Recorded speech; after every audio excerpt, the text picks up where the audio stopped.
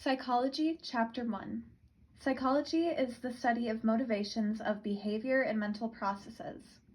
Behavior encompasses anything overt, such as reactions, actions, talking, expressions, anything that can be seen.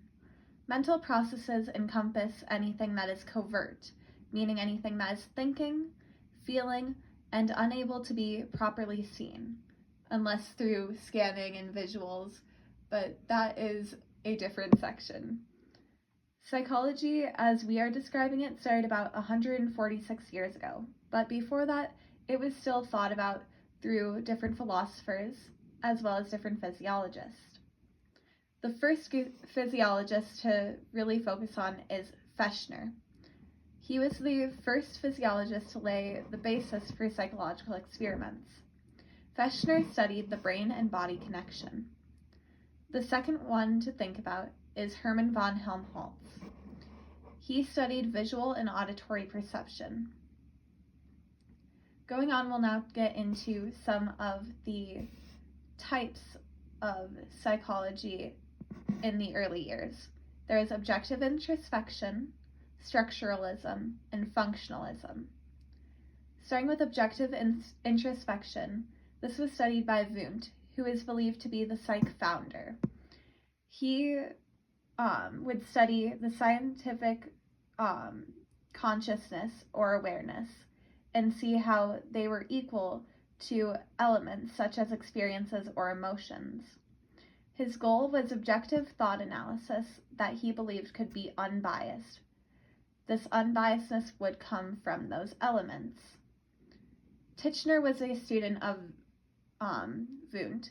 He studied structuralism. So Titchener and structuralism are together. Wundt and objective introspection are together. Structuralism expanded to the structure of the mind, finding that experiences were equal to emotions or sensations. Whereas Wundt thought that analysis of thoughts and sensations was more important. So here, structuralism focused on the structure of basic elements. Margaret Washburn was the first female psychologist to get a PhD. She wrote The Animal Mind, a book on non-human behaviors, and was a structuralist like Titchener. She is very important for being that first female psychologist with a PhD. Going on, we'll go into functionalism. This was studied by James. He got a degree from Harvard, which was the first school with psychology in the US. He wrote the book Principles of Psychology, and he believed that objective consciousness of study was not possible. His focus was how the mind contributed to one's ability to function. Darwin was a huge influence for him, and he questioned psychological traits that were fit for survival. One of his students, Mary Whitton Calkins, was denied a degree for being a female. Yet she still established psychology at Wesley College, and her focus was memory and the psychology of self. Marie Whitton Calkins was also a functionalist. Going on, it is important to mention that there were many marginal influences that were important to psychology. People such as Frances Cecile Sumner, who is the founder of Black psychology.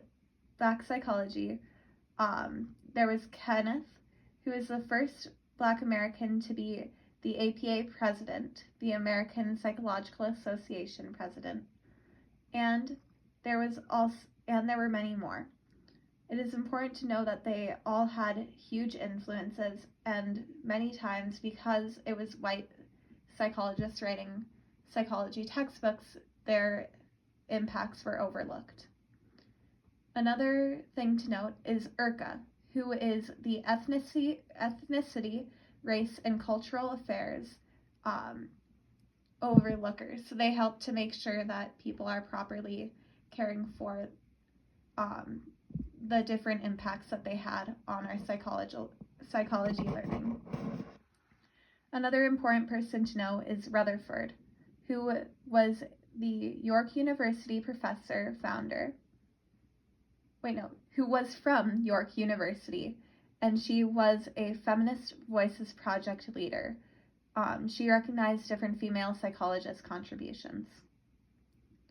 Now, we already talked about Wundt, who is connected to objective introspection, Titchener, who is connected to structuralism, and Margaret Washburn, who is also connected to structuralism, the first person to get a PhD as a female.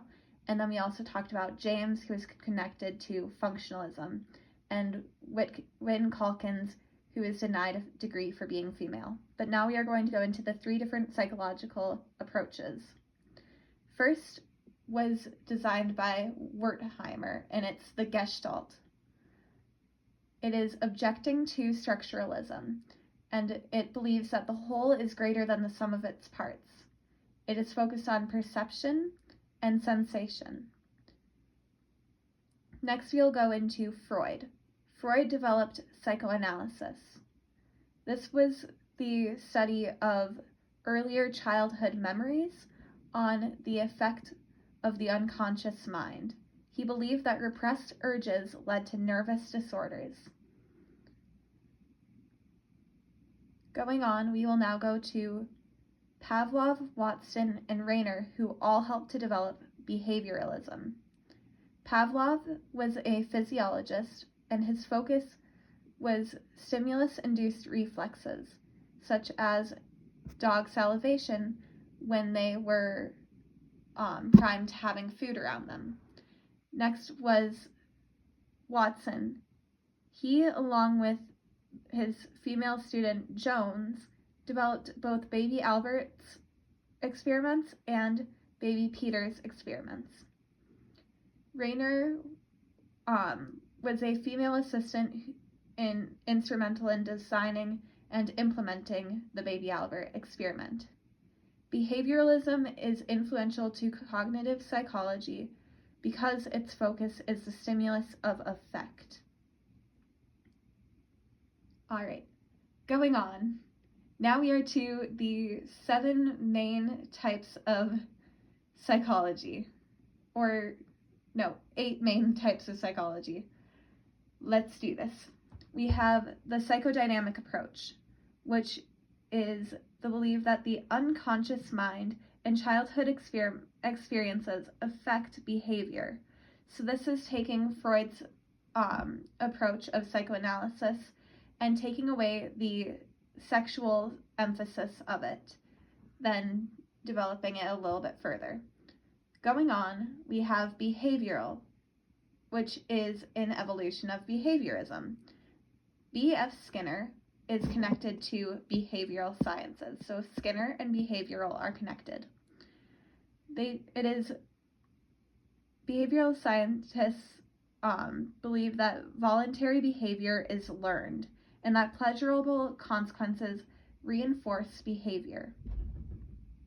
Going on, humanistic psychology was developed by Maslow and Rogers. It is believed that free will, self-actualization, that free will and self-actualization are important to who one is.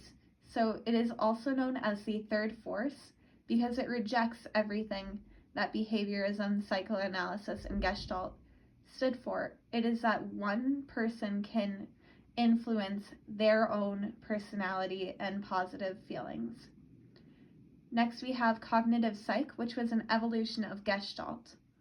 It is the focus of thinking, remembering, and storing info. So Piaget is connected to cognitive. Piaget and cognitive are connected. He proposed the theory of cognitive development, that it follows memory, intelligence, and processes through learning.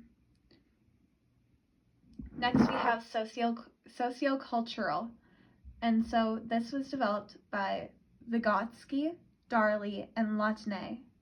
It is that thoughts and behaviors are influenced by one's environment. It also studies the bystander effect. and questions why there are differences or similarities based on social or cultural settings. Next, we have biophysical. Its focus is on the physical basis of behavior and mental processes. So if there is a physical biological behavior, they want to see the genes that might lead to it, the different neurotransmissions that might occur, and a lot of topics might be like sleep, emotions, things that can be studied through more intense practices such as MRIs. Going on, we have a few that are less important but still needed to be known. Evolutionary is the biological basis of universal traits. So this is kind of evolving off of Darwinism, seeing how behaviors are influenced by evolution and necessary to survival. Then there are different multicultural extensions of psychology trying to recognize different cultural dimensions, but that usually can fit into sociocultural. And the eclectic approach is just basically a combination of these different perspectives of psychology. We're about halfway through our first chapter, so let's keep going. First, though, let's just take a quick review. Psychodynamic is the development of self, motivation of social and interpersonal relationships. Then behavioral is has a focus on observable behavior, reinforcement of ideas, and classical or operant conditioning. Humanistic is the ability for one to direct or control one's own life and is known as that third force. Cognitive is that role of the brain or nervous system. Sociocultural is looking at the social familial relations. Biophysical is looking at hormonal or genetic and nervous system effects on behavior. Evolutionary is looking at the biological basis of shared mental characteristics. Now, going into the different types of studiers of psychology. A psychologist is a professional with at least one degree specialized in training in at least one field of psychology. They may not practice without a license, so a psychologist does not mean a working psychiatrist. A psychiatrist specializes in diagnosis and treatment of psychological disorders. They are a psychologist with a license to practice and prescribe medication. There is also a mental health social worker, which is trained in psychotherapy with the focus on community influences, support for mental health, and they have either a master's or a doctorate. Finally, professional counselors, licensed marriage, family therapists, and substance abuse counselors may either have a master's or a doctorate to work. Let's go on to critical thinking. Critical thinking is making reasons, logical judgments. It helps to avoid false beliefs and is very important to the psychological field, as pseudosciences, which are a system of theories, assumptions, or methods mistakenly regarded as science, are best to be avoided. So, the first thing to remember is that few truths do not need to be tested. Everything should be tested to make sure it is verifiable before it is deemed true. Evidence does not equal the same as quality. So there are flawed experiments which will lead to flawed evidence. So not all evidence will be equal to one another. Quality is more important to judge things on. Authority and expertise do not equal true claims. There is the law of parsimony, that the simplest explanations more often than not the best, and that's a good way of judging whether that authority figure is speaking something that should be believed. And then you should proceed with an open mind despite trying to make sure that these ideas are met, because there is a moderation between acceptance and skepticism. Remember that there is a yet to research. Just because evidence has not been found yet doesn't mean it will never be found. Going on, let's look at the 5 steps of scientific approach. First is description. Second is explanation. Third is prediction. Fourth is control. And these are just those goals like we're looking for in psychology. Then how you approach psychology, how you approach doing the science of finding each of these things is first perceive a question. Second, form a hypothesis. Third, test the hypothesis. Fourth, draw conclusions. And fifth, report results. An experiment should be replicatable. Once again, because I realized I wasn't clear on the psychology approaches, that is description, explanation, prediction, and control. Next, let's go into the descriptive methods. There is naturalistic observation, lab observation, case studies, and surveys. Naturalistic is going into the environment to get a realistic idea of behavior. This could have some negative issues based off of the observer effect if the participants know that they are being watched. And there could also be some observer bias, which is common when recognizing what someone believes will happen. So it's best to be using masked studies, especially in naturalistic observations, and trying to make sure that when you are observing the typical environment, that you are not disrupting said environment. There may also be people who can use participant observation, where they become a part of the observed group, which may make it a little bit easier to overcome those issues. Next, we have lab observation, which is easier to control variables in, but because of its artificial setting, it may produce artificial responses. Then there are case studies in which one group or person are studied in detail. These are extremely detailed in their results and often the only way to get certain information, such as that one patient who had a stake go through his head. You wouldn't want to recreate that, but it was a good idea of figuring out how somebody could function with damaged lesioning in their brain. Going on, there are surveys. These are pretty easy to understand. There's courtesy bias sometimes of giving socially correct answers. There's also the issue of leading questions, but they are good for getting a large amount of data from a high amount of people. Just remember, representative populations can be difficult. You want them to be random, and you should be getting a variety in. Next, we have correlations. Remember, correlations do not equal causations, and that a 0 is a weak correlation. A -1 to a +1 are strong correlations, and if it is negative, that is a negative strong correlation. If it is a +1, that is a positive strong correlation. It is basically just the measure between two variables to see if they are related to one another. Going on to experimentation, this is the only method able to determine a cause of a behavior. So, experiments are deliberate manipulations of variables believed to have behavioral effect while keeping all other variables constant. So first, one should select a population sample, which must be random. Then they will decide which variable to manipulate. Then, from there, they must decide what qualifies versus how a measurement of that variable should occur.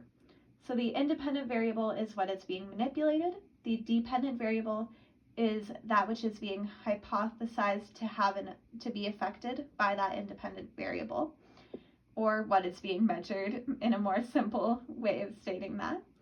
And then you want to make sure that you have no confounding variables, which would be variables that would interfere with the validity of the experiment findings. To avoid confounding, researchers use two very large sample populations, and then they can compare those findings without the presence of the independent variable with a control group that lacks the thing the experimental group is being subjected to. So they may be given a placebo in order to not know that they are not being subjected to the same thing. All right, only a few more sections left. We'll go on to experimental hazards or controlling for effects next. So that's like using the placebo effect, trying to limit biases by using masked experiments, and all of those sorts of things. One acronym that we should know in this section is WEIRD, equals the Western Educated Industrial Rich and Democratic.